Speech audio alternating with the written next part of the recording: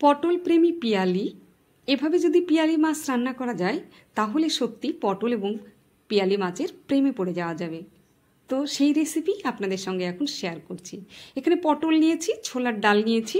ছোলার ডালগুলোকে আধা ঘন্টা আমি ভিজিয়ে রেখেছিলাম।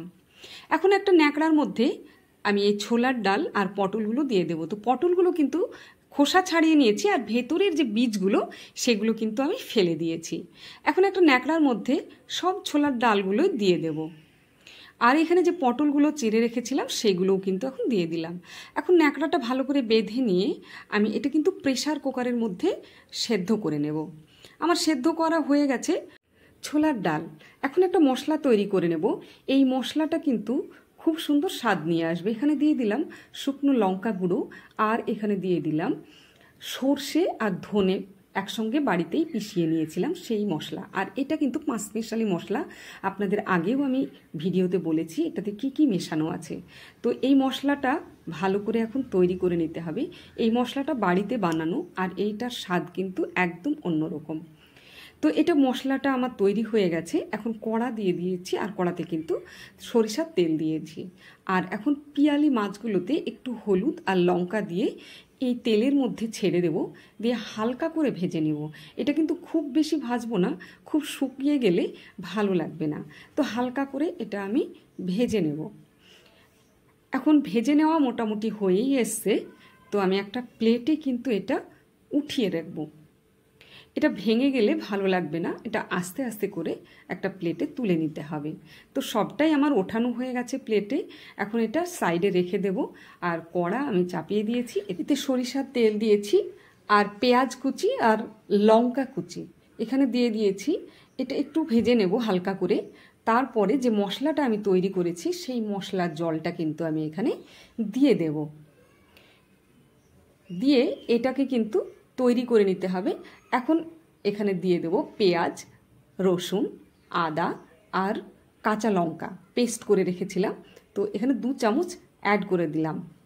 দিয়ে এখন মশলাটা ভালো করে তৈরি করে নিতে হবে, কিন্তু একটু জল আমি এখানে অ্যাড করে দেব মশলাটা সেদ্ধ করে নেওয়ার জন্য। আর দিয়ে দেব প্রয়োজন মতো লবণ আর দিয়ে দেব প্রয়োজন মতো হলুদ গুঁড়ো। দিয়ে এখন মশলাটাকে ভালো করে কষিয়ে নিতে হবে। এই মশলাটা যতক্ষণ না তেল ছাড়া ছাড়া হবে আর পেঁয়াজগুলো যতক্ষণ না সেদ্ধ হবে ততক্ষণ এই মশলাটা আমি কষিয়ে নেব এক কথায়। তো এটা কষানো মোটামুটি হয়ে গেছে। এখন আমি ছোলার ডাল যে সেদ্ধ করে রেখেছিলাম সেইটা দিয়ে দিলাম। এখন একটু জল এখানে অ্যাড করে দেব, দিয়ে ভালো করে এই ছোলার ডালটাকে মশলার সঙ্গে কষিয়ে নেব আস্তে আস্তে করে। এটা কষানোর পরেই পটলটা আমি এখানে দিয়ে দেব। তো এটা মোটামুটি কষানো হয়ে গেছে। এখন যে সেদ্ধ করে রেখেছি পটলটা সেইটা এখন দিয়ে দেব এর মধ্যে, দিয়ে আবারও ভালো করে এটা কষিয়ে নেব ছোলার ডালের সঙ্গে। এটা ভেঙে যেন না যায় সেটার দিকেও লক্ষ্য রাখতে হবে। তো এটা ভেঙে যাবে না আস্তে আস্তে যদি এটা কষানো যায়। তো এখন আস্তে আস্তে মোটামুটি কষানো হয়ে গেছে। তো এটা যখন কষানো হয়ে যাবে এটাতে কিন্তু জল দিয়ে দিতে হবে। যারা আমার চ্যানেলে নতুন নতুন আসছেন অবশ্যই চ্যানেলটি সাবস্ক্রাইব করবেন আর ফলো করবেন, পাশে থাকবেন। যদি ভিডিওটি ভালো লেগে থাকে অবশ্যই কমেন্টস করে জানাবেন আর অবশ্যই একটি শেয়ার করবেন আর লাইক করলে খুব ভালো লাগে। তো এখন জল দিয়ে দিয়েছি। এখন হালকা করে ফুটিয়ে নেব। আর ফোটানো হালকা হয়ে গেলে আমি এই পিয়ালি মাছটা এর মধ্যে দিয়ে দেব। এখন আস্তে আস্তে এটাকে কিন্তু ফোটাতে থাকতে হবে। তো এটা যতক্ষণ না তেল ছাড়া ছাড়া হবে হালকা করে ততক্ষণ কিন্তু এটা আমি ফুটিয়ে নেব। আর এটা খুব সুন্দরভাবে তৈরি হয়ে যাবে। তো এখন আস্তে আস্তে ফুটে উঠেছে। তো আমরা ততক্ষণ পর্যন্ত অপেক্ষা করব এটা যতক্ষণ না সুন্দরভাবে তেল ছাড়া ছাড়া হবে। তো মোটামুটি হয়ে গেছে। এখন দেখতেই পাচ্ছেন খুব সুন্দর তেল ছাড়া ছাড়া হয়ে গেছে এবং পটল আর পিয়ালি মাছ আর ছোলার ডাল একসঙ্গে কিন্তু খুব সুন্দর মিক্সড হয়ে গেছে।